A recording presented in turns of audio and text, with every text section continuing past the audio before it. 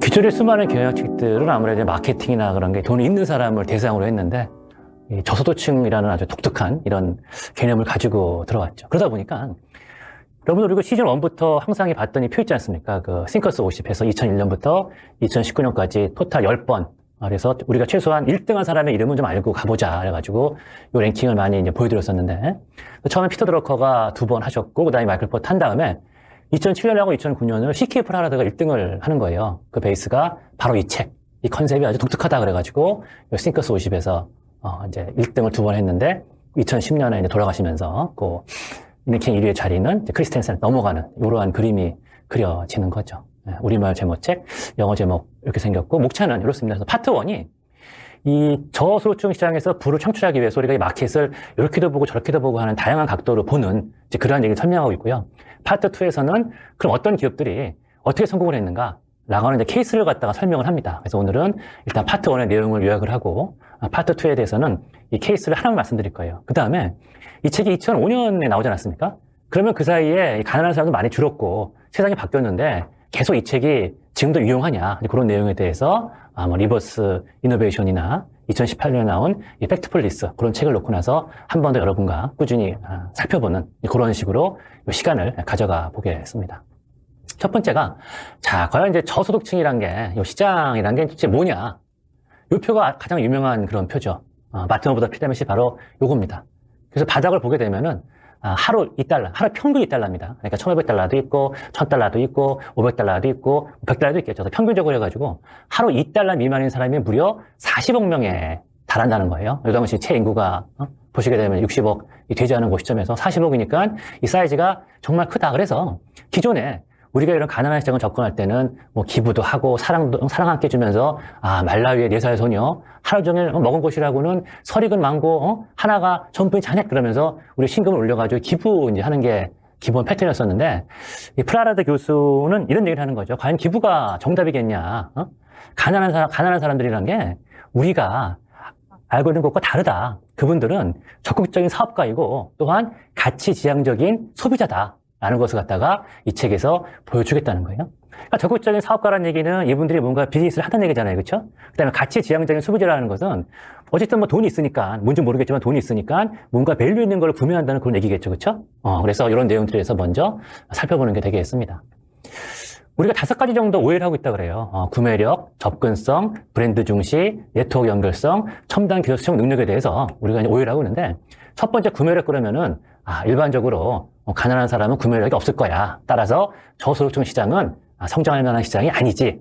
라고 오해를 하는데 2004년, 2005년 기준으로 해가지고 이 당시 뭐 중국, 인도도 가난하지 않았습니까? 그래서 중국, 인도, 브라질, 멕시코, 러시아, 인도네시아, 터키, 남아프리카, 태국 요 9개국 이제 인구 총합 그 다음에 1인당 GDP 합치게 되면은 전체 GDP가 되게 전체 구매력이 근데 이들의 전체 그 구매력이 이 당시에 일본, 독일, 프랑스, 영국, 이탈리아를 전부 다 더한 것보다 더 컸다는 거예요. 그러니까 우리가 좀 상상을 좀 초월할 정도로, 이게 인구수가 많다 보니까, 비록 1인당 GDP는 낮더라도, 이게 마켓 사이즈가 되는구나, 라고 첫 번째 우리가 알아야 될 거고, 두 번째가, 이 저소득층 시장은 유통이 어렵다. 그러니까 도시에나 뭐 슈퍼나 그런 거 있지, 뭐 시골 가게 되면 무슨 뭐 말 끌고 다니고 그러니까 아무것도 없지 않겠습니까? 그래서 이 대기업과 다국적 기업 진출이 상당히 어려울 거다라고 생각하는데, 오케이. 2005년 상황은 그렇다. 하지만 앞으로 2005년 기준으로 해가지고 10년만 지나도 2015년만 돼도 개도국에 368개가 넘는 도시가 각각 100만 명을 초과하는 그러한 인구 규모를 가질 거다. 대도시들이 생기다는 거예요.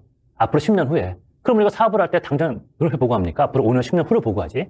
당연히 들어와야 된다. 그 다음에 세 번째, 브랜드. 빈곤층이니까 이 브랜드는 모를 거라고 생각하는데 절대 그렇지 않다. 빈곤층도 브랜드가 뭔지 다 안다. 다만 돈이 없으니까 사지 못할 뿐이고 따라서 뭐 미제 좋은 게 있더라도 이게 뭐 가격이 100, 품질이 100이라 그러면은 품질은 한 50선인데 가격은 한 15 정도 되는 거. 그걸 무지만에 찾는다는 거예요. 제가 메시지는 갖다 2번, 3번 계속 보낼 텐데 그래서 우리가 오늘 가격은 15%, 품질 50%. 이 단어는 반드시 머릿속에 외우고 가셔야 할 그런 단어가 되겠습니다. 추가로 해서 뭐 인터넷 같은 거 다 발달돼 있으니까 네트워크 연결성 그래서 입소문 나게 되면 금방금방 나고 또 일반적인 오해와는 달리 첨단 기술 수용 능력이 뛰어나다라는 것도 우리가 평소 갖고 있던 선입견이 다 깨진다는 이제 그러한 내용들이죠. 근데 흥미로운 게 요 저소득층 가보게 되면요 거기는 비용이 되게 많이 들어요.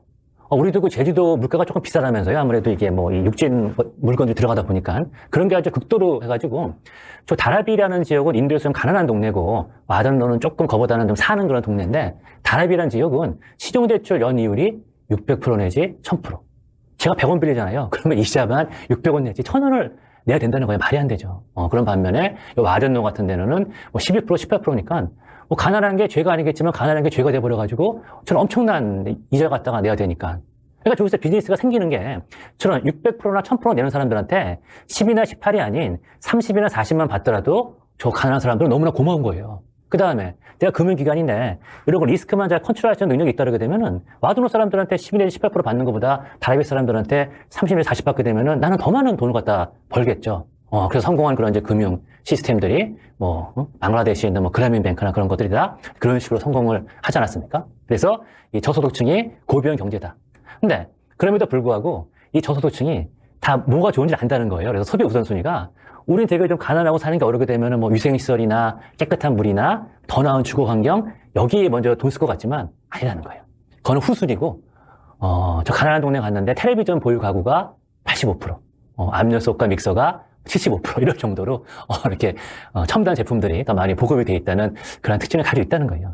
그래서 이 프라라드 교수 생각으로는 뭔가 우리가 이제 시장을 갖다 이제 마켓 디벨롭먼트를 해야 되는데 그러기 위해서는 몇 가지 기존에 우리가 선진 시장 들어갈 때와는 다른 어프로치 방식의 시작이 필요하다는 거예요. 첫 번째가 구매 역량을 창조해야 된다는 거예요. 그러니까 가난한 분들이 뭔가를 사고 싶은 욕망은 있는데 돈은 없어요. 그렇다고 한 푼도 없냐? 조금은 있어요. 그럴 때 우리가 어떻게 접근을 해야 하는가? 자, 샴푸가 예를 들면 한 통에 5,000원이에요. 근데 이 양반들은 5,000원 없어요. 근데 50원은 있어.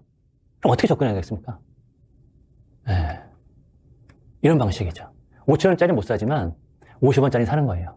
그래가지고 실제 인도에서 저 일회용품을 팝니다. 근데 예를 들면은 뭐 저게 이제 큰 거는 사이즈가 100회분이라 쳤을 때 얘를 갖다 100회 더하게 되면은 이 50원에 곱하기 5,000원이 아니라 훨씬 비싼 가격에 파는 거죠. 예를 들면 포장 비용이 있으니까. 그러니까 이제 유니레버나 그런 데서도 충분히 여기서 마진을 남기고 있고 또 가난한 분들 입장에서는 이렇게 큰 샴푸 있어봐야 저 다 쓸 때까지 물 수도 있잖아요. 또 이제 댕기물 입게 되면 저걸 애껴 쓴다 그러게 되면은 한 번만 쓰는 게 아니라 여러 번 쓸 수도 있고 그런 식으로 해가지고 누이 좋고 외부 좋고 힌두스탄 유니레버 좋고 또 인도에 이제 시골에 계신 분 좋고 해가지고 이런 비즈니스 모델들이 생긴다는 거예요.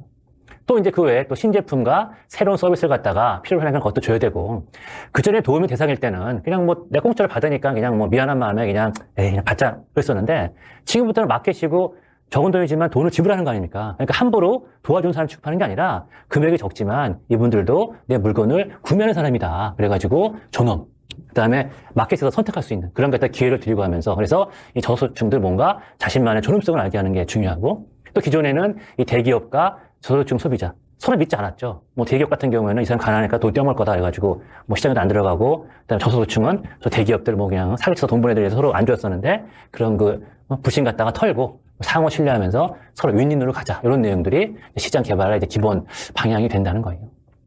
그래가지고 두 번째 챕터에서는 그럼 우리가 이제 제품 같은 거 만들 때 요 저소득층 시장에 적합한 혁신이 뭐가 있을까 그래가지고 프라 하르드 교수가 하나하나 따져봐가지고 12가지를 이제 발견을 합니다. 이걸 다 설명드릴 수는 없고 중간에 포즈하게 되면 볼 수 있으니까 한번 몇 개만 말씀드리게 되면은 첫 번째 제품과 서비스의 가격 효과.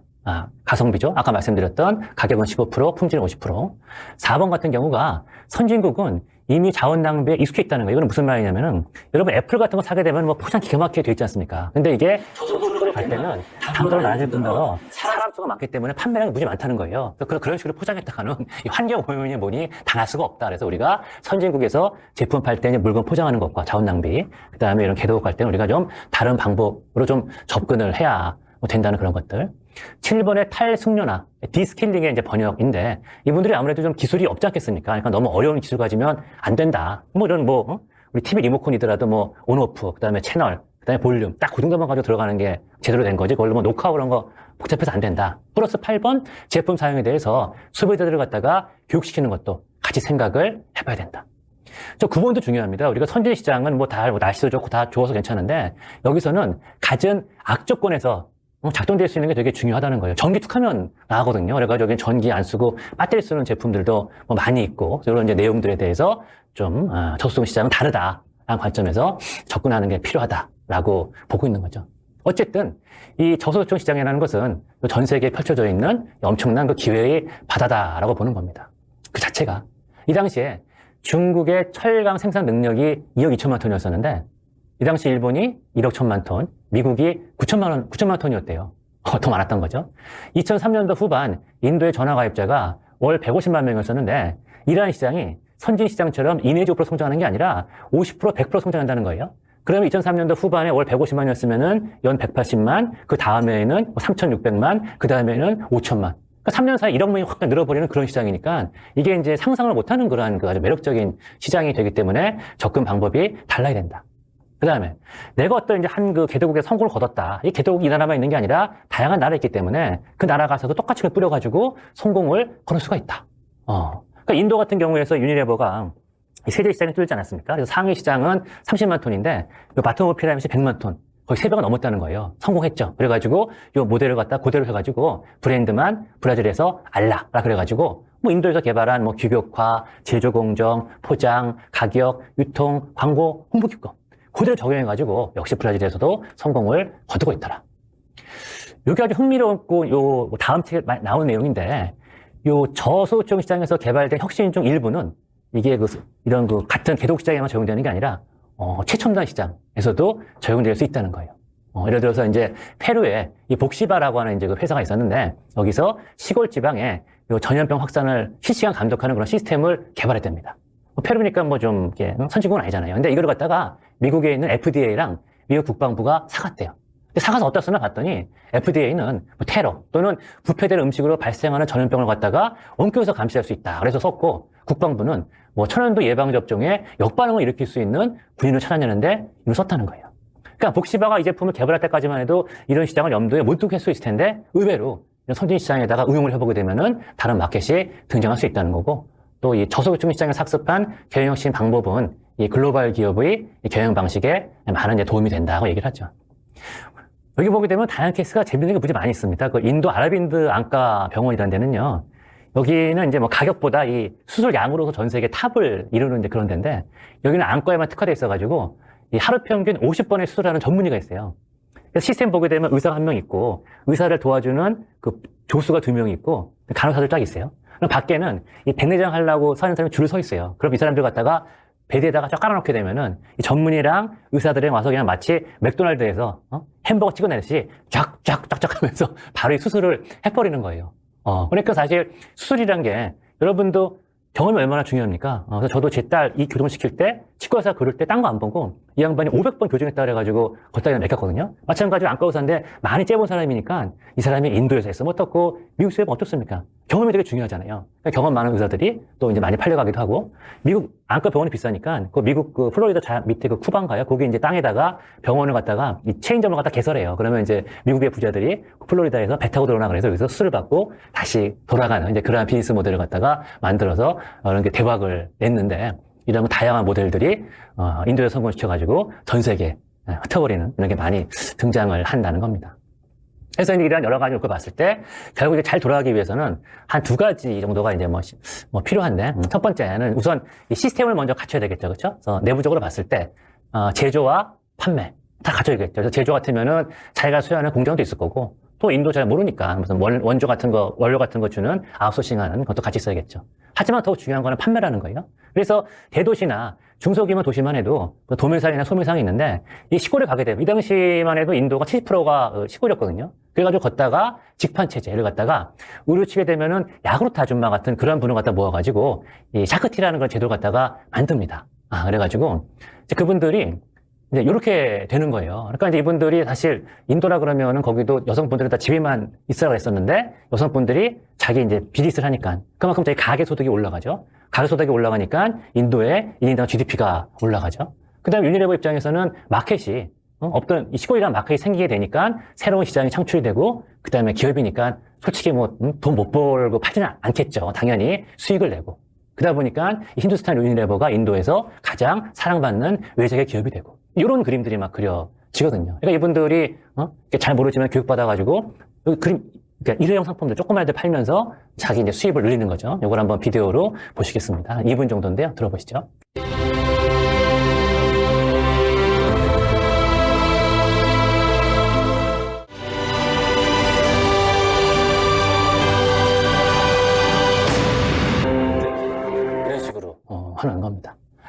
근데 이제 문제는 이렇게 하더라도 부패 문제가 또 발생할 수 있잖아요. 그래서 이제 부패 쪽에 대해서는 이제 프라라드 교수님도 그냥 국가가 좀 관리를 좀 잘 해야 된다. 그러면서 결론은 뭐 상식적인 얘기인데 이 부패가 주는 이득보다 상대적으로 이 부패를 하려고 하는 사람이 야, 걸리게 되면 큰일인데 치료하는 대가가 크다고 인식하게 되면은 당연히 부패는 없어진다. 그래서 이 정부가 이 시스템에 대한 접근성과 투명성 문제를 해결할 때 부패는 감소한다고 얘기하는데 아무래도 이 당시 인도가 뭐 이렇게 아직까지 좀 저소득 의상시를 했으니까 부패가 좀 문제가 많이 좀 되었겠죠. 그래서 사회적 변혁이 필요하다. 그래서 그 전까지는 프라하드 교수는 전까지는 이렇게 원조를 통해서 빈곤을 해소하는 게 전부 다 했었는데 그렇지 않다는 거예요. 이 BOP 마켓이 시장이다.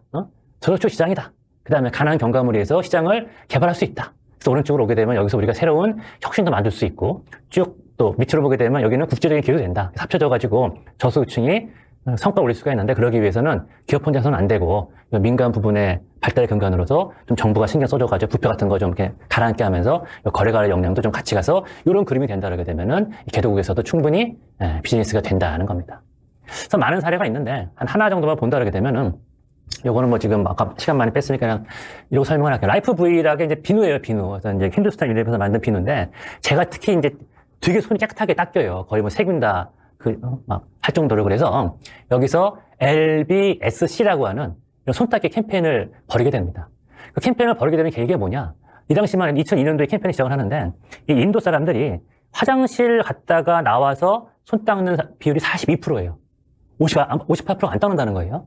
밥 먹기 전에 닦는 사람이 11%인가 그렇고 손 닦는 사람이 그러니까 89%가 안 닦겠죠. 뭐 이제 요새 이제 코로나 때문에 바뀔 수 있겠습니다만 이러니까 뭐 저 얼마나 이제 세균들이 많겠어요. 그러니까 어린애들이 더러운 손으로 밥 먹어서 설사 걸리는데 이 당시 설사 걸리게 되면 죄다 죽어버리고 그래서 전 세계에서 설사를 죽는 아동 수가 가장 많았던 나라가 인도였어요. 인구가 많다 보니까 손을 씻으니까 이게 없어지는 거예요. 근데 여기 뭐 인도 시골에서 쟤네들은 영어도 못할 뿐더러 힌디어도 못해요. 문명이 많거든요. 그래가지고 이렇게 이름국 같은 거 보여주면서 저 손이 보게 되면 형광물질 아닙니까? 형광물질 발라가지고 그냥 햇빛 써 봐라. 아무것도 안 보이죠? 저거 보여주니까 색깔이 파랗네. 그래서 지금 네 손에도 이런 식으로 균이 묻어 있어. 근데 저거 이렇게 형광물질 닦는 거 닦게 되면 손이 닦이지 않겠습니까? 그러면서 너도 손에 균이 있는데 이 라이프 부를 닦게 되면은 균이 사라져. 라는 식으로 교육시켜가지고 아 그렇구나. 그래서 이거 파는 것도 샥티 그분들이 팔았거든요. 그러니까 샥티 그분들이 돈 벌라고 하는 분들이 아니라 이분들이 내 아들 딸의 생명을 보여주는구나 그래가지고 처음에 샥티가 깔렸을 때 인도에서 무진장 또 존경을 받았대요. 그 샥티 그분들이. 그러니까 이분들이 뭐 존경받아 돈 받아 하니까 당연히 멤버들을 많이 거기서 하면서 이게 전 세계에서 가장 성공한 프로그램 중에 하나. 무려 10억 명한테 손 씻는 습관을 갖다가 알렸고 요 성공 사례 같은 건 이제 HBR 뒤져보더라도 많이 등장을 하니까 나중에 한번 시간 되시면 보시면 좋겠습니다. 그리고 나서 2011년, 12년 그 무렵에 리버스 이노베이션이라는 개념이 등장을 해요. HBR 2009년에 나왔던 아티클부터 출발하게 되는 건데 자 오른쪽 보게 되면은 트레디셔널 부가 있죠. 왼쪽이 리버스 이노베이션입니다. 과거에는 노란 색깔 리치 컨트리 부자 나라가 이노베이션을 일으켜가지고 트리클 다운 내려가가지고 개도국 갖다가 막 주고 그랬잖아요. 근데 지금은 바뀌어가지고 이 푸어 디벨로핑 컨트리에서 개발된 썸씽이 이게 리버스 이노베이션을 해가지고 다시 리치 컨트리로 들어온다는 이제 그런 개념이에요. 그게 왜 가능하냐면은 예를 들어 자동차 한 대 뭐 $2만 그래서 이제 가난을 해서 샀더니 뭐 기름값이 못하고 해서 당연할 수가 없다는 거예요. 근데 인도 가니까 뭐 아주 소형차가 있는데 요거는 미국이나 오더라도 $2,000면은 가난한 사람들 살 수 있네. 이런 식으로 이게 새로운 구조가 만들어진다는 거죠. 이 컨셉을 그래서 만들어낸 사람이 이제 BJ 고빈다라잔이라 그래가지고 이 양반이 저 뒤에 보이는 이제 제프리 멜트랑 같이 저 How G is Disrupting Itself라는 그 논문을 갖다가 2009년에 HBR에 씹습니다. 이런 얘기를 해요. G는 전통적인 라이벌, 예를 들어 독일의 지멘스, 네덜란드의 필립스, 영국의 롤스로이스. 얘네들은 절대 우리 G를 파괴 못 시켜. 그렇지만 신흥시장에서 떠오르는 거인들은 G를 파괴할 수 있을지도 몰라. 라는 내용을 갖다가 저 아티클에 썼던 거죠. 사실 오늘날 G야 조금 맛이 갔습니다만 2009년에 G는 전 세계 탑이었거든요. 모든 전 세계 기업들이 벤치마킹했던. 그런데 그런 나라가 왜 이런 얘기를 했을까? 왜 인도나 중국에 신흥 기업을 들여했을까 봤더니 답은 바로 역혁신 리버스 엔지니어링에 있었다는 거예요. 그래서 이 내용을 좀 기억하게 되면은 G가 걔네가 이제 대형 초음파 기기 있지 않습니까? 그거 가지고 중국 시장에 들어가요. 왜냐하면 인구가 10억이 넘고 앞으로 클 거니까. 그런데 10년 동안 매출액이 겨우 50억인 거예요. 그러니까 그 큰 지위가 보기에는 그거는 뭐 돈도 아니잖아요. 이렇게 봤더니 가격이 대당 $100,000인데 이거는 신흥국 대도시도 비싸고 덩치가 크니까 이 큰 걸 갖다가 신흥국의 병원으로 운반하기도 어려워요.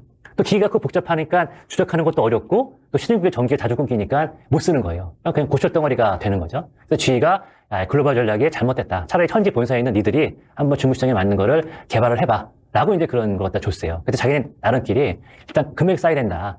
그 다음에 시골도 가야 되니까 기기 이동이 쉬워야 된다. 그 다음에 뭐 사용하기 쉬워야 된다. 기타 등등의 이런 기본적인 조건을 만들어가지고 결국 제품을 만듭니다. 시간이 걸려서 두 번째, 세 번째 모델에서는 가격을 15,000달러로 낮추는 성공을 해요. 그러니까 처음에 미제 오리지널 제품은 10만 달러였는데 그곳에 15% 수준인 15,000달러를 결국 낮춰버린 거예요. 그러면서 품질은 한 절반 정도로 되게 만들었었죠. 그랬더니 결과가 2002년에 불과 40억이었던 매출액이 2008년, 6년 만에 70배 증가해가지고 2,800억 원이 됐던 거죠. 그러면서 이제 R&D 참여한 사람들도 그 이제 유아및 임산부 사학물도 죽고 되게 많은 도움을 주니까 행복했고 이 제품이 다시 미국 시장에 들어온 거예요. 어디 쓰냐? 구급 의료대원이 구급차 머리 떨어진 사고 현장에서 발 한번 초음파 기술을 한번 사용할 수 있게 되고 또 응급실에서도 무조건 비싼 기기 쓰는 게 아니라 일단 얘로 한번 프리테스트를 해봐가지고 별 문제 없으면은 지나가고 문제 있으면은 비싼 검사하자 넘어갈 수도 있고 뭐 다양한 용도가 이제 발견이 되더라는 거죠. 그래서 이런 게 역혁신의 개념인 겁니다. 여러분 그 최근에 이제 독서에 관심 많으신 분들은 팩트폴리스 책을 보셨을 텐데 여기에 그 빌 게이츠가 이제 미국 모든 대학생들한테 이제 이북으로 다 선물했다 그래서 꽤 유명해진 그 책인데 이런 도표가 등장을 합니다. X축이 여성 1인당 출생아 쓰고 Y축이 5세까지 생존하는 아동의 비율. 그래서 선진국이 선진 개발도상국의 디벨로핑이죠. 그렇죠? 그럼 대충 개도국에 있는 저 두 개 큰 동그라미가 하나가 중국이고 하나가 인도겠네. 세상이 이렇구나라고 끄떡끄떡 하실 텐데 여기서 끄떡끄떡 하시면 안 된다는 거예요. 왜 안 되냐? 이게 이제 몇 년도 데이터냐가 이제 저자의 질문입니다. 몇 년 같으세요? 1965년이에요. 이때 데이터고. 그러면 요즘은 어떤데? 이렇다는 거예요.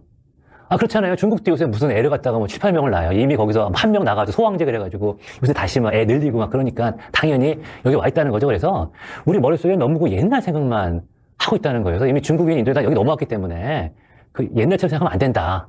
그럼 우리가 그 다음 생각할게? 그러면은 우리가 오늘 공부한 거 다 꽝이야. 라고 생각하실 텐데 저자는 그게 아니다. 라 그러면서 이 그림을 보여줍니다. 현재 이제 인구가 그 70억, 78억, 그리고 70억 정도라고 봤을 때 4단계 소득 수준의 삶이 있다는 거예요. 그래서 식수, 이동수단, 요리식사, 잠자리인데 한번 이동수단만 볼까요? 이동수단이 1단계에서는 맨발로 다니고 있고 2단계에서는 자전거, 3단계는 낡은 오토바이, 4단계가 자동차예요. 당연히 우리나라는 4단계죠. 근데 우리가 지금 몰라서 그런데 여전히 1단계, 2달러 미만에 사는 사람들이 아프리카를 가보게 되면 10억 명 이상이 있고 2달러와 8단계 사이. 그러니까 보통 이럴 때는 그 산술 평균을 안 쓰고 기업 평균 씁니다. 그래서 평균값이 4달러인데 4달러 채우게 되면 거기까지가 벌써 15억 명이잖아요. 그래서 현재도 25억 명 정도가 여전히 이런 그 마트오브 피라미드에 해당되는 2달러는 아니지만 4달러 미만의 그런 삶을 갖다 살고 있기 때문에 저 마켓은 여전히 우리가 봐야 된다는 거죠. 따라서 크게 이제 오늘의 공부를 요약한다 그러게 되면 우리가 2005년에는 40억 명 정도의 마트오브 피라미드이 있었는데 이게 지금도 한 25억 정도의 이런 시장 기회가 있다. 그래가지고 기부의 대상이 아닌 시장으로서 요 저소득층을 바라봐야 한다는 프라하드의 메시지는 오늘날에도 여전히 유효하다가 되겠습니다. 네, 감사합니다.